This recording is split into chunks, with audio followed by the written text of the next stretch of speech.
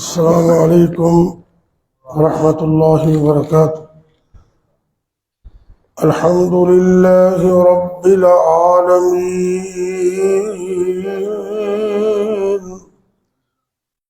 والعاقبۃ للمتقین والصلاة والسلام على أشرف الأنبياء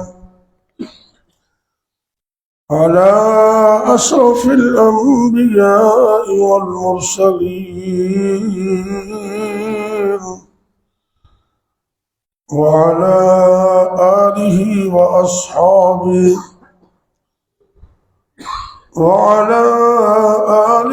وأصحابه أجمعين۔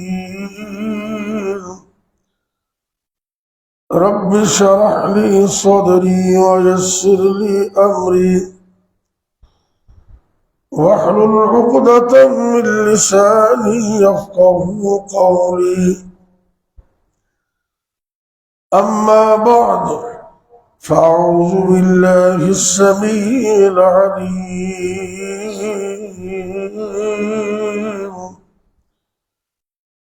بسم الله الرحمن الرحيم۔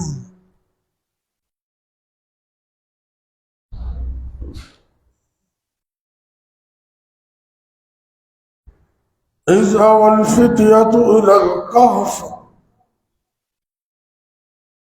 فقالوا ربنا آتنا من لدنك رحمة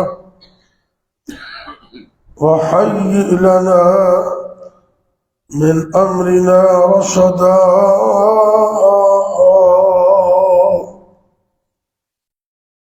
سورہ الکہف 15واں پارہ اور سورت کی آیت نمبر 10۔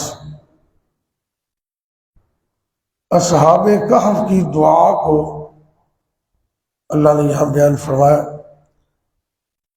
اذ اوى الفتية الى الكهف، جب نوجوانوں نے غار میں پناہ لی، فقالوا، تو انہوں نے اپنے رب سے کہا، ربنا آتنا من لدنک رحمہ، اے اللہ تو ہمیں اپنی خاص جناب سے رحمت عطا فرما، وَهَيِّئْ لَنَا مِنْ أَمْرِنَا رَشَدًا، اور ہمارے کام میں ہمیں رہنمائی عطا فرما۔ واللہ اعلم بالصواب۔ یہ سورہ الکہف وہ ہے جس کو سنت سمجھ کر ہر مومن جمعے والے دن تلاوت کرتا ہے، اور یہ ایک جمعے سے لے کر دوسرے جمعے تک مومن کے لیے نور اور روشنی کا سبب بنتی۔ صحیح مسلم کی حدیث ہے، نبی کریم صلی اللہ علیہ وسلم نے فرمایا کہ جو شخص سورہ کہف کی پہلی 10 آیتیں روزانہ پڑھتا ہے، اور مسلم کی دوسری حدیث میں ہے آخری 10 آیتیں۔ بعض محدثین نے یہ بھی لکھا ہے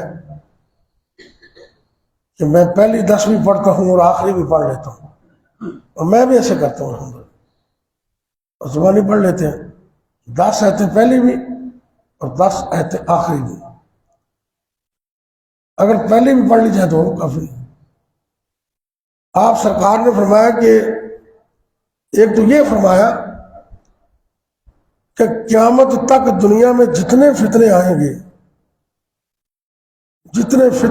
گے ان میں سب سے بڑا فتنہ دجال کا فتنہ ہے، سب سے بڑا فتنہ، باقی سب فتنے اس سے نیچے۔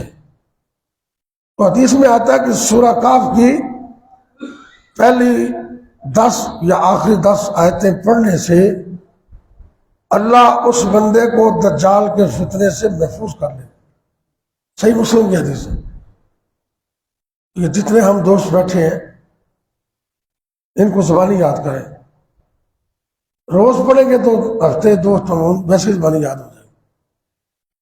جب تک زبانی نہیں آتی اوپر دیکھ کے پڑھ. اس کو چھوڑے نہیں کبھی. اور علماء نے یہ بھی لکھا ہے جزاک اللہ خیر فی الدنیا والآخرہ،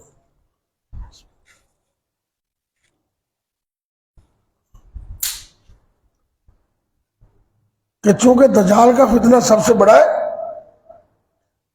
تو جب بڑے فتنے سے اللہ بچائے گا تو باقی چھوٹے فتنوں سے آٹومیٹک اللہ بچا لے گا جتنے فتنے ہیں. تو یہ سورہ کاف کی 10 آیتیں خود بھی یاد کریں اور اپنے بچوں کو یاد کروائیں، بڑی قیمتی ہیں. اور آج تو دور ہی فتنے کا ہے، اور ہم نماز کے اندر بھی دعا کرتے ہیں، فتنے دجال سے پناہ مانگتے ہیں. اما جان عائشہ صدیقہ سب کہہ دو رضی اللہ تعالیٰ عنہ، آپ فرماتی ہے کہ آپ کی کوئی نماز ایسی نہیں ہوتی تھی کہ جس میں تشہد میں آپ یہ دعا نہ پڑھتے، اللہم انی اعوذ بک من عذاب القبر واعوذ بک من عذاب جہنم واعوذ بک من فتنة المسیح الدجال واعوذ بک من فتنة المحیا والممات اللہم انی اعوذ بک من المأسم والمغرم. بڑی قیمتی دعا ہے یہ آپ تشہد کے اندر تقریباً ہر نماز میں پڑھا کرتے تھے. اس کے اندر فتنہ دجال سے پناہ مانگی گئی ہے، اور سب سے پہلے قبر کے عذاب سے. بعض جاہل قسم کے لوگ، جاہل قسم کے، جن کو دین کی اول آخر کا پتہ ہی کوئی نہیں، اردو کی چند کتابیں پڑھ کے اپنے آپ کو کہتے ہیں جماعت المسلمین، حالانکہ ان کا جماعت المسلمین سے دور بھی تعلق نہیں ہے. جماعت المسلمین نہ کسی کے پیچھے نماز پڑھتے ہیں. باپ بھی سگا مر جائے نا تو ان کے مطابق نہ ہو تو اس کا بھی جنازہ نہیں پڑھتے. ایسے گزرے ہوئے اور جاہل قسم کے لوگ وہ کہتے ہیں صاحب قبر کا عذاب ہے ہی نہیں، قبر کا عذاب ہے ہی نہیں. جی وہ جو برزخ کا عذاب ہے تو برزخ کا ہے، اور جس کی قبر بن گئی وہی اس کی برزخ کی زندگی شروع ہو گئی. اور نبی پاک یہ دعا کرتے تھے اللہم انی اعوذ بک من عذاب القبر، کہ اللہ مجھے قبر کے عذاب سے بچا. یہ حدیث میں دعا ہے نا صحیح مسلم میں. تو عذاب قبر سے پناہ مانگی آپ نے. اور یہ لوگوں کو گمراہ کرتے ہیں یہ قبر نہیں ہے تو وہ قبر کو آسمانوں میں ہے. پھر لوگوں کو دھوکہ دیتے ہیں اچھا جی جنہیں دی قبر بندی نہیں انہوں نے عذاب کتنے ہوتا ہے. ایک بندہ نہر چ ڈب گیا، دھیان نہ سنو ذرا، انہوں نے عذاب کتنے ہوتا ہے. ایک بندے نو ساڑ کے تے ان کی سواہ انہیں فضا چ اڑا دیتی ہے، انہوں عذاب کتنے ہوئے گا. ایک بندے نو درندہ ہی کھا گیا، درندے بھی ایسے ہوتے ہیں پورا پورا بندہ ہی کھا جاتے ہیں، انہوں عذاب کتنے ہوئے گا. بھائی یہ میرے اور تیرے لیے مشکل ہے، اللہ کے لیے مشکل نہیں ہے. جو پانی میں ڈوبا اس کے لیے پانی قبر ہے، جو فضا میں بکھر گیا وہ فضا اس کے لیے قبر ہے، اور جس کو درندے نے کھا لیا درندے کا پیٹ اس کے لیے قبر ہے. یہ اللہ تعالیٰ کر سکتے.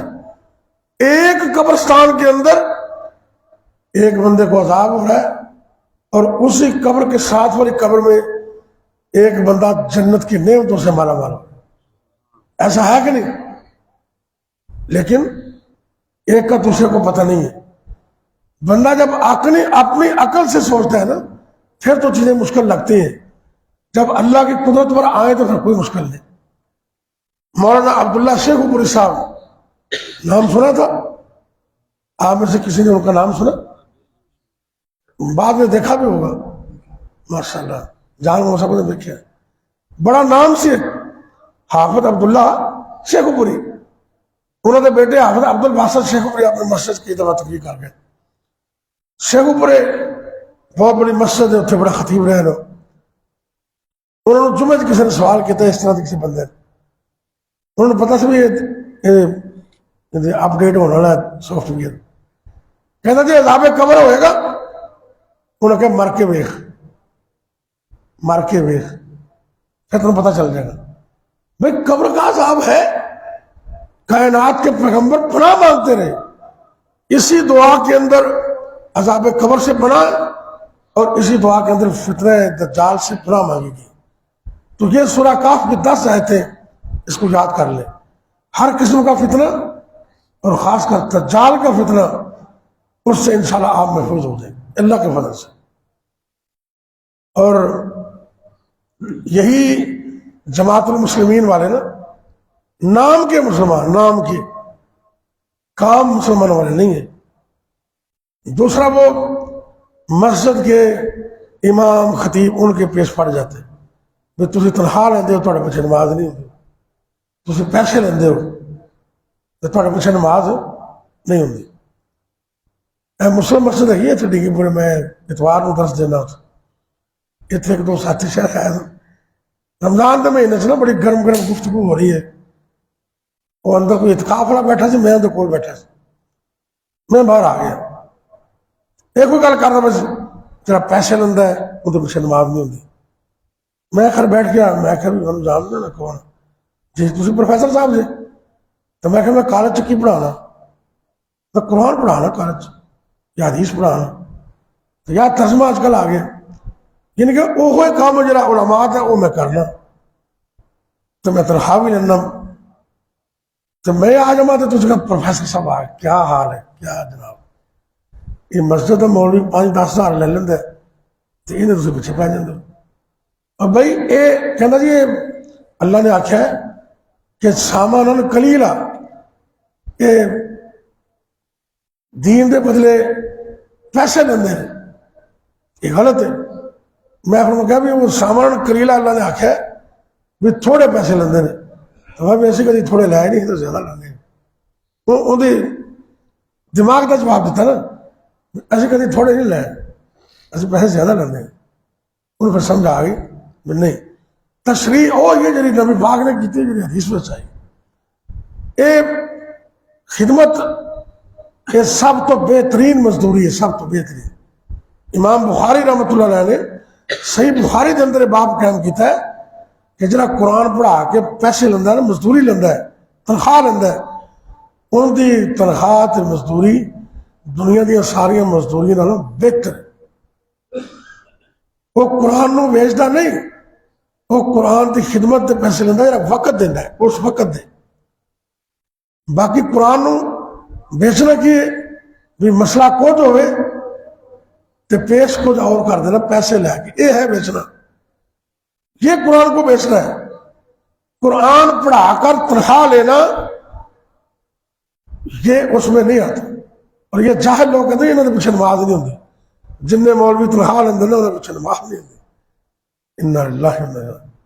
بہرحال اللہ تعالیٰ دین کی سمجھ عطا کرے۔ دجال کے فتنے سے بات چلی تھی، اور آخر میں ایک وظیفہ بھی بتا دیتا ہوں، آپ جو کام آپ چاہیں وہی ہو جائے گا انشاءاللہ۔ جاگ کے بیٹھے وظیفہ بتانے لگا ہوں، یہی جو آیت میں نے پڑھی ہے نا، سورہ کاف کی آیت نمبر 10، آیت نمبر 10، علامہ احسان علی ظہیر قید رحمۃ اللہ علیہ، انہوں نے سگے بھائی نے ڈاکٹر پروفیسر فضل الہی، ڈاکٹر پروفیسر فضل الہی حافظ اللہ، علامہ انتظام علی ظہیر دے چاچا جی اسلام آباد ہونے نے، سعودی عرب ریاض یونیورسٹی پروفیسر رہے نے، اس بعد اسلام آباد بین الاقوامی یونیورسٹی پروفیسر رہے نے، آج کل ریٹائر نے۔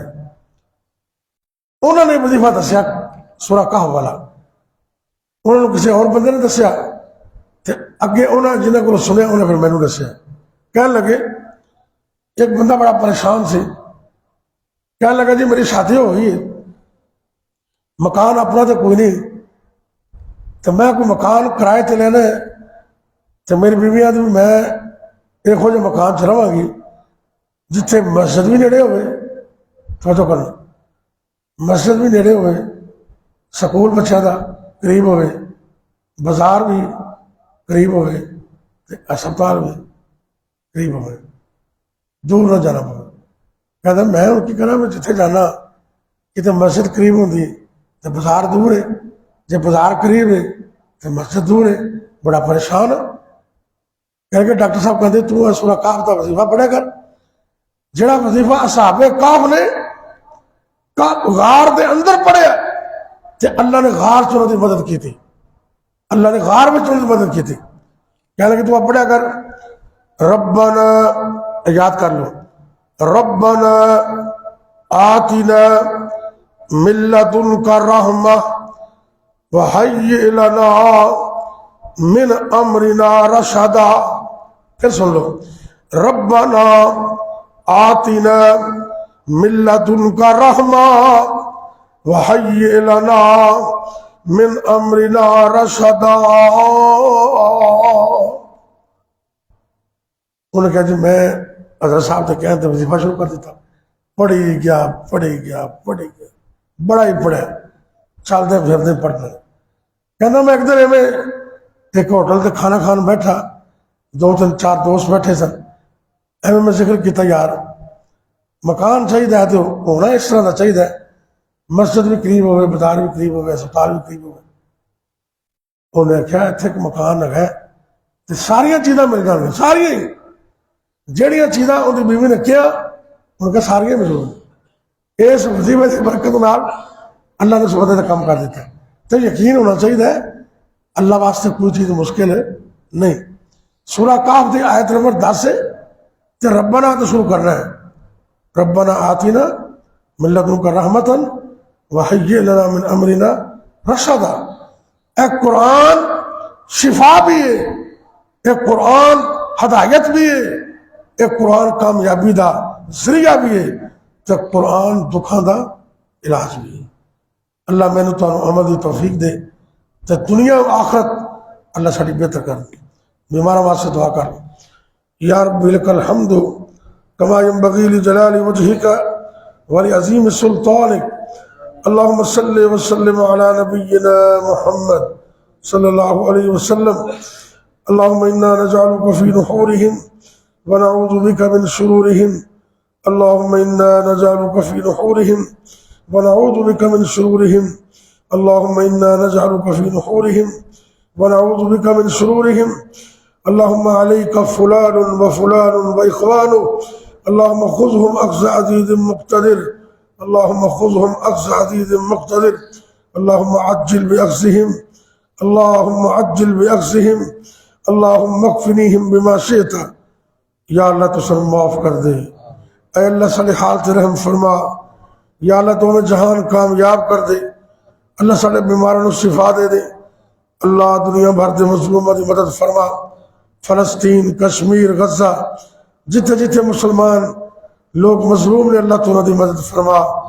یا اللہ ظالموں نے اس تو نبود کر دے، ظالموں تباہ و برباد کر دے، یا اللہ ظالموں عبرت کا نشان بنا دے۔